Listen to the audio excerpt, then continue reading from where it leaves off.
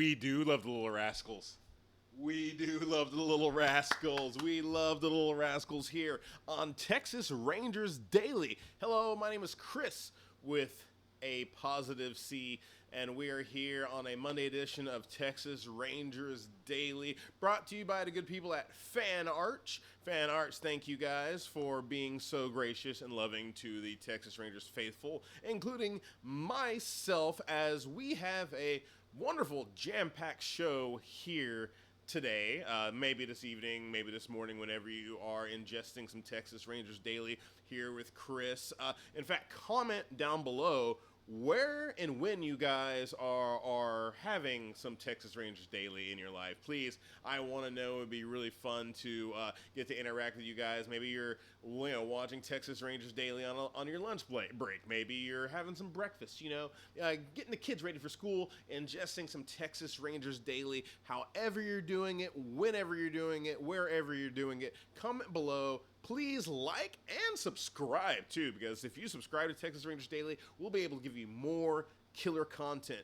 But let's not stand on ceremony anymore. Mr. Wayne, we have the weekend wrap.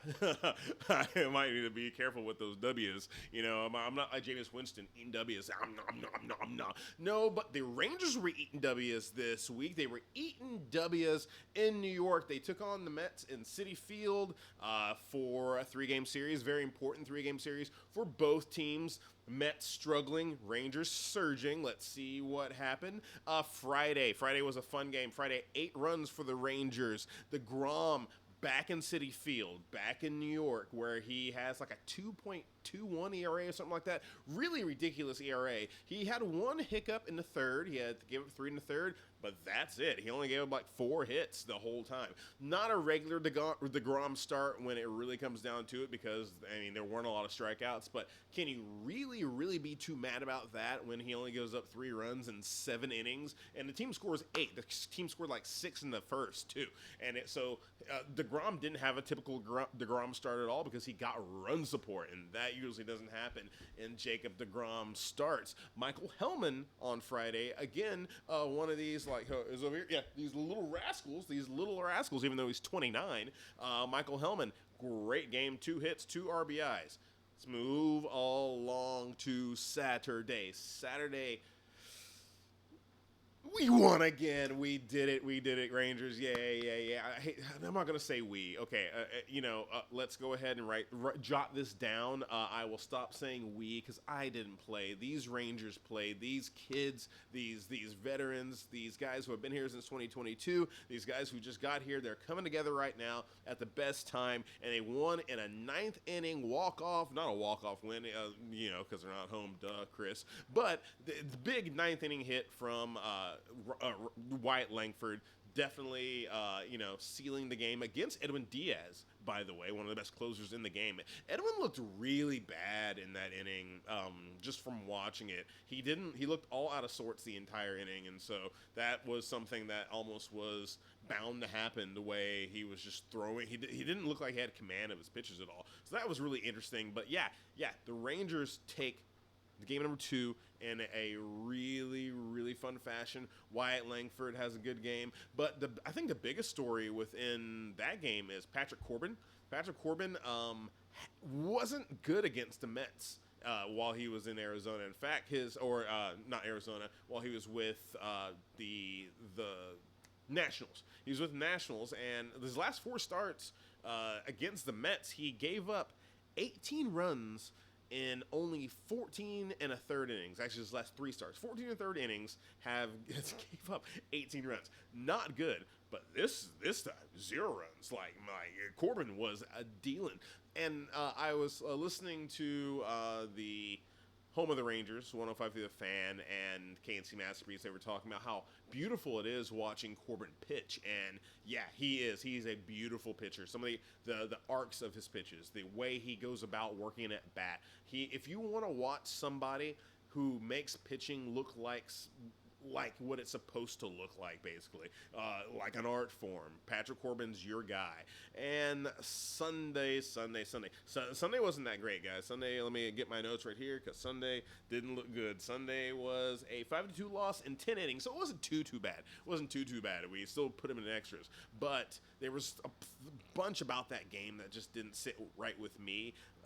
It just didn't seem like they were ever in a spot where I felt like they were in control of the game, and so I was listening to the Rangers and listening to the Cowboys at the same time. It was crazy how both of those teams had these extra innings, overtime games at the same time. It was like, this is what we asked for, folks. Though let's be honest, we begged, and we pleaded for us to have exciting September baseball, and that's what we're getting right now. And so, yes, we did lose on Sunday.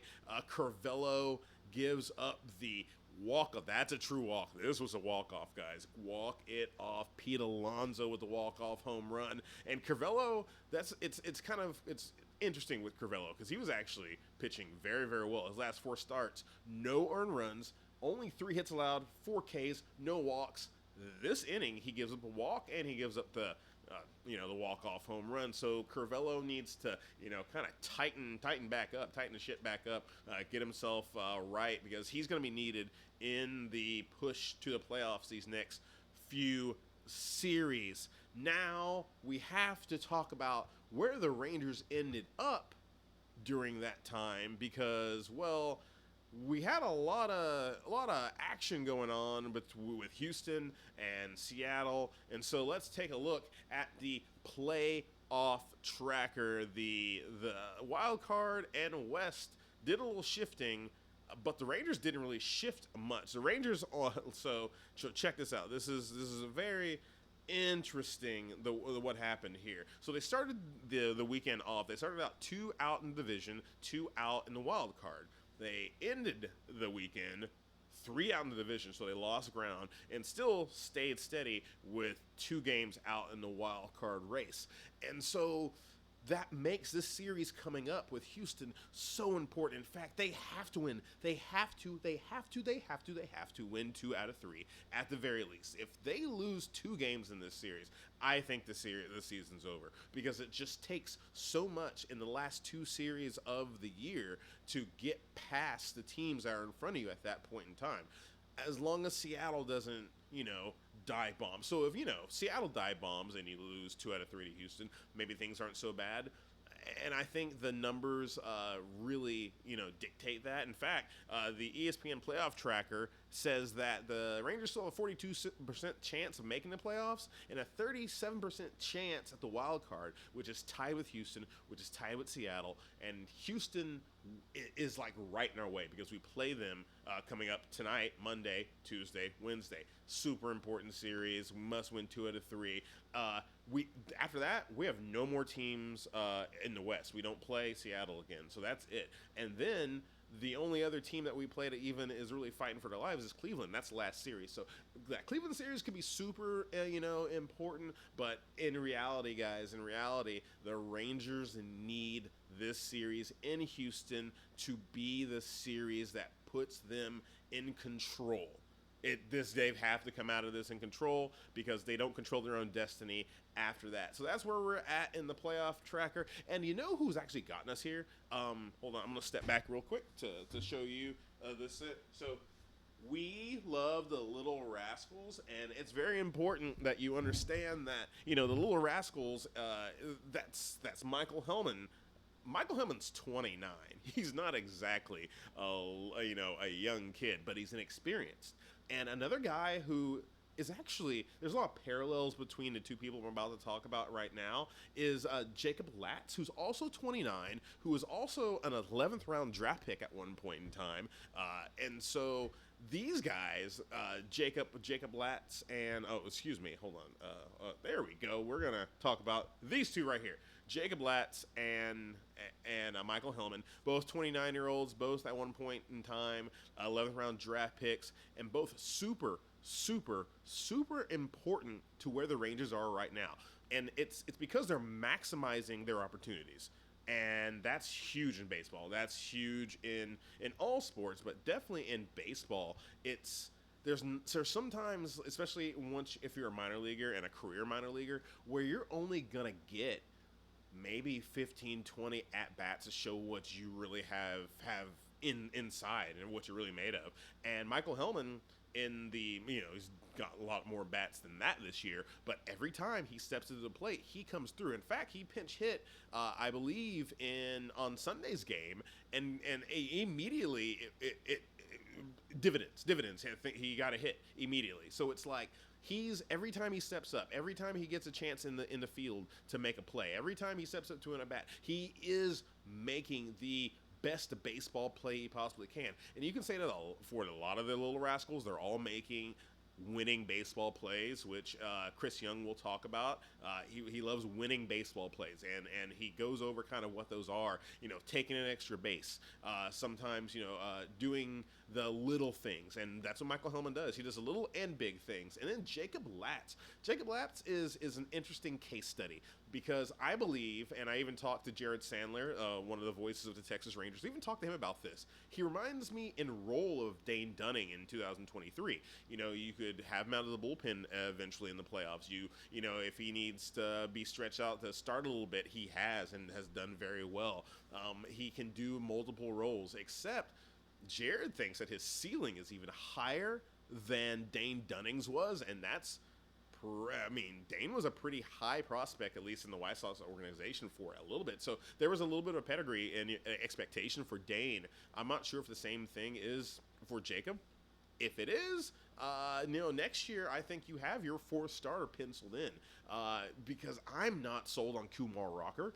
Not sold. I love Jack. I think Jack's really good, and I think you have, of course, with Eovaldi and DeGrom, you're going to need the fourth guy, you're going to need a fifth guy, you're going to need a sixth guy. I believe that Jacob Latz should at least come into camp with the expectation of being stretched out as a full-time starter. So, yeah, those two guys, those two 29-year-old inexperienced, not rookies, but, definitely not vets, as some people are at the age of 29, coming in, making the Rangers better by putting energy out there, especially when it comes to Hellman out there in the field making these great diving catches, these great leaping catches, and then with Latz, the consistency, even though we would like to see his control be better because there's a little bit of control issue, and that's been a knock on Latz since he barely pitched in college, barely pitched in the minor leagues really because of injury and COVID. But when he did pitch, it's a little bit of an inconsistency with control. We'd like to see that a little better. But beggars can't be choosers. He's pitching really well in times that we need him, and so yeah, we love the little Rascals. And the one player that can actually kind of take away a little bit of that shine from the Little Rascals just came off the injured list, and we will see him most likely more in the Houston series. We did see him on Sunday. He didn't play particularly well, but that's expected to come off an injury. It is Adolis Garcia, and there's a little bit of an issue with Adolis Garcia, and we have to talk about that right now. Michael Hellman is playing very well. Dustin Harris got option because of the reactivation of Adolis. Adolis was on fire before he got hurt, and I'm not a numbers guy. I've already said this on the show. We're not going to pepper you with numbers. Numbers are important. Numbers are things that we will go over. Numbers are especially important in baseball. I understand this, but there's also a feel thing that I believe in baseball, and the gut, the managerial gut. And so we're going to trust in Bochy because he's been here before, he's done this before, that Bochy's going to lead us in the correct way. Heck, I'm seeing us again. And, comment below every time I say us, and then maybe, you'll win a prize. But Bochy knows what to do, so we're trusting that Bochy is going to put the people in the right place. But I think that sometimes, and this is not a knock on Bruce Bochy, he's got to do this. He's got to make sure that these big names are in. And Adolis is a player that, if he's healthy, he's got to be playing, especially if he's not just in a funk. And we're about to play Houston. He owns the Astros. He's the mayor of Houston. I would really just personally like to keep the hot hand in, and I would love to see Michael Hellman get a lot more at bats in this series, and maybe he will. He's really good against lefties. So if we get a lefty up in there, I want to see Hellman pinch hit. I want to see him in the field. I want to make sure we're still having some Cody Freeman in there. Like I want to make sure these little rascals aren't being thrown to the wayside because of the returning stars, and that's the issue with Garcia is he's coming back, and sometimes Garcia comes back from an injury and he's amazing and he's great, and sometimes he's slow and slow to get him going, he doesn't have a long time to get going. He needs to hit the ground running immediately against Houston. Game 1 against Houston, he needs to hit a bomb, or El Bombi might be the thing that blows up the rest of this Rangers season.